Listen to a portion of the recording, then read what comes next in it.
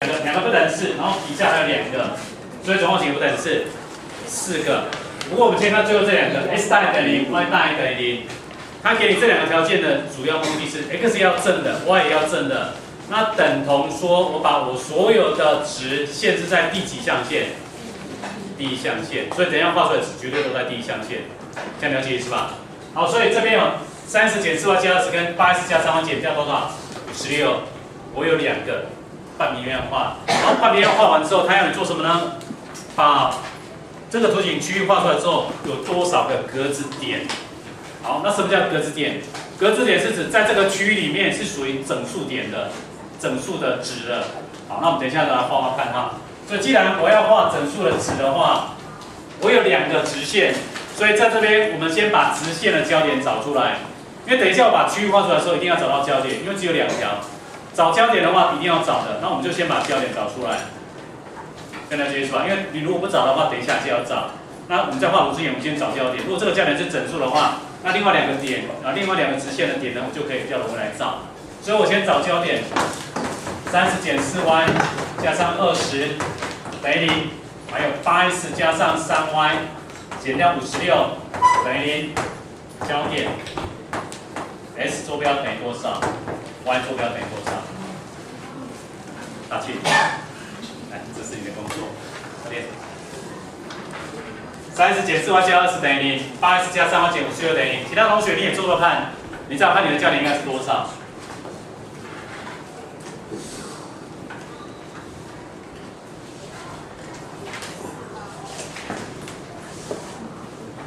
这是想到一个点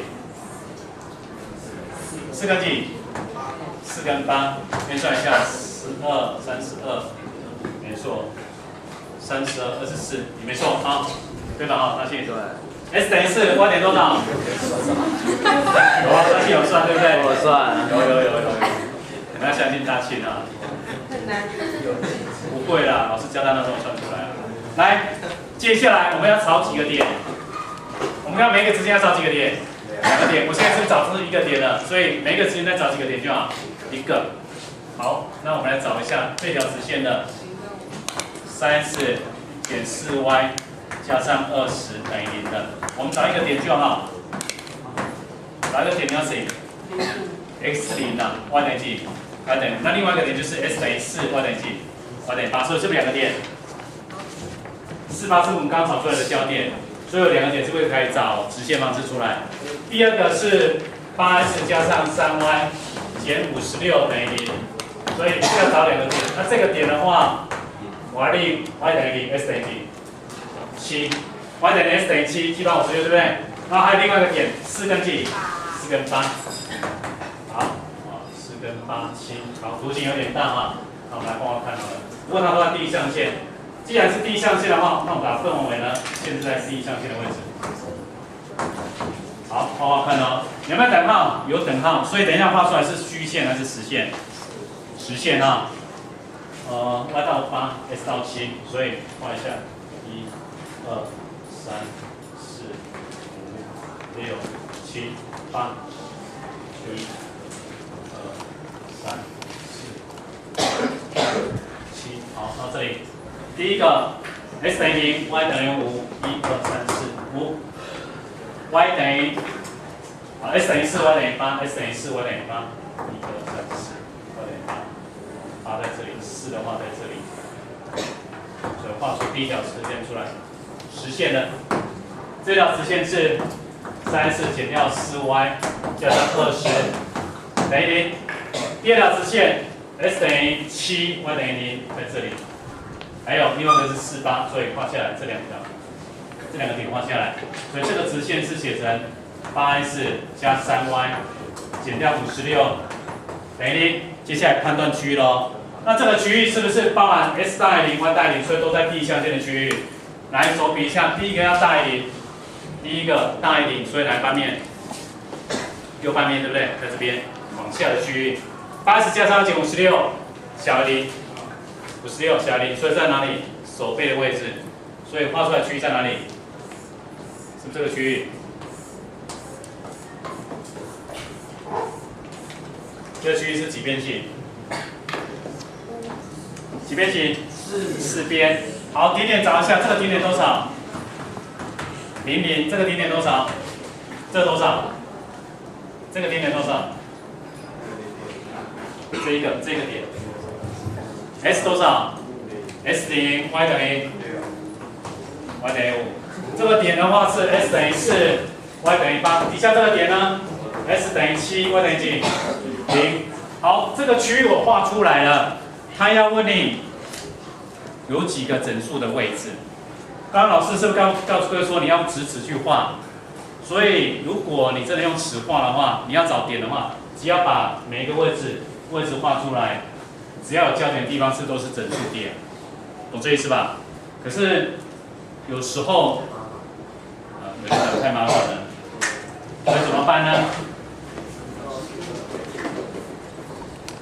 呢？来，这是0、1、2、3、4、6、7到7，对不对？这个对上来，对到这条直线，这个对上来对到这条直线，对。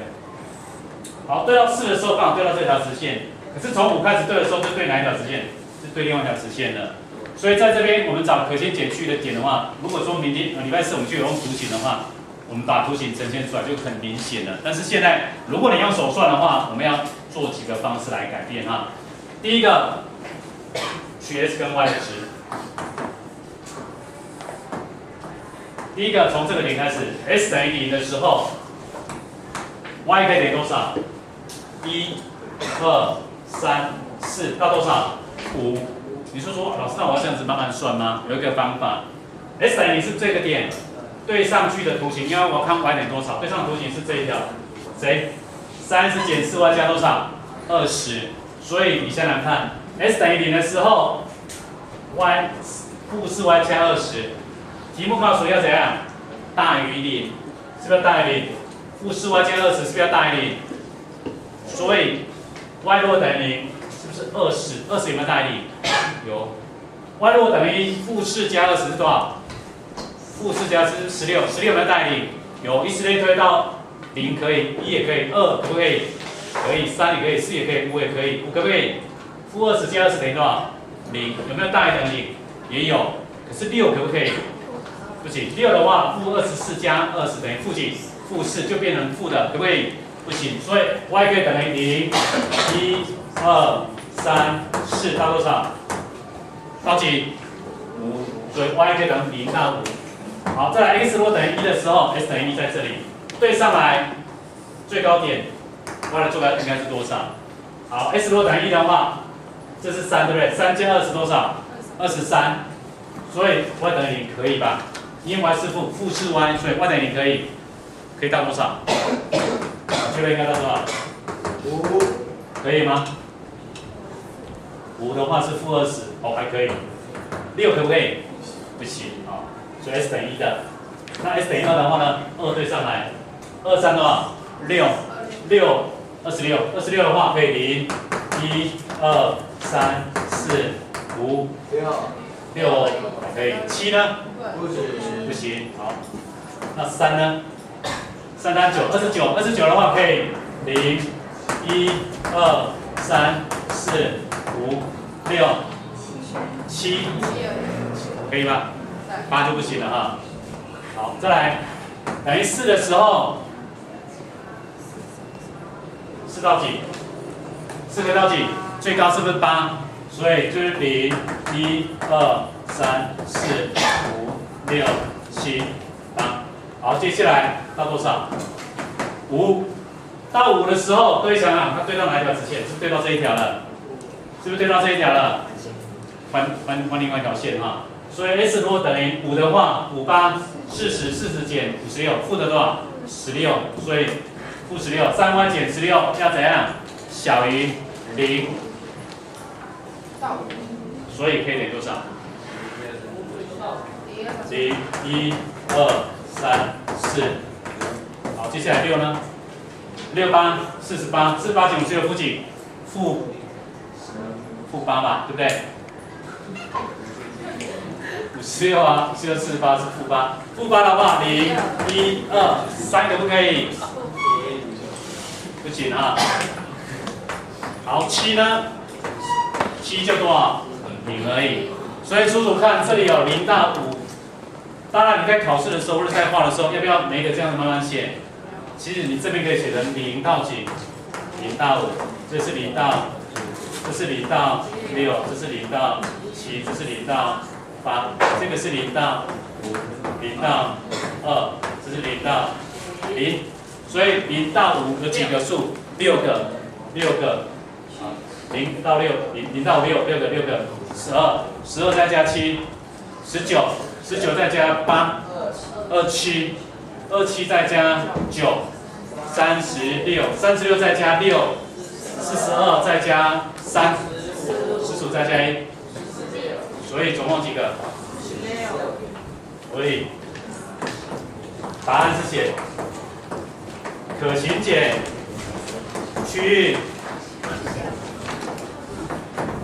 格子点有几个？他是问你格子点有几个？